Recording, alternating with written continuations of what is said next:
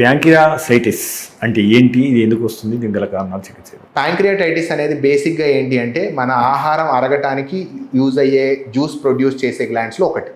మనకి జనరల్గా ఆహారం అరగాలి అంటే ఉమ్మి, సలైవరీ గ్లాండ్స్ నుంచి, లివర్ నుంచి బైల్ జ్యూసు, స్టమక్ నుంచి గ్యాస్ట్రిక్ జ్యూసు, ప్యాంక్రియాస్ నుంచి ప్యాంక్రియాటిక్ జ్యూస్, ఈ 4 జ్యూసులు కలవటం వల్ల మన ఫుడ్ అనేది అరుగుతుంది. సో ఎప్పుడైతే ఈ ప్యాంక్రియాస్ అనే గ్లాండ్ ఇన్ఫెక్ట్ అవుతుందో దాన్ని ప్యాంక్రియాటైటిస్ అంటారు. ఇది ప్యాంక్రియాటైటిస్ రావడానికి గల మోస్ట్ ఇంపార్టెంట్ కామన్ కాజ్ ఏంటి అంటే ఆల్కహాల్. ఎక్కువగా ఆల్కహాల్ తాగే వాళ్ళల్లో ప్యాంక్రియాస్ అనేది ఇన్ఫెక్ట్ అవ్వటం, ప్యాంక్రియాటైటిస్ రావడం అనేది జరుగుతుంది. సో ప్యాంక్రియాటైటిస్కి ఆల్మోస్ట్ 30 కాజెస్ ఉంటాయి సార్. 30 నుంచి 35 రకాల కారణాలు ఉంటాయి. బట్ అందులో 98% ఓన్లీ ఆల్కహాల్ వల్ల, లేదు అంటే గాల్ బ్లాడర్లో రావడం వల్లే మాత్రమే వస్తుంది. మిగతా 2% అనేది చాలా రేర్ కాజెస్. వాటిని మనం కనుక్కోలేము, ప్రివెంట్ చేయలేము. మీరు తీసుకునే అదే మందులు, అదే నాణ్యమైన మందులు మెడ్ ప్లస్ బ్రాండ్స్ పై సగం ధరకే.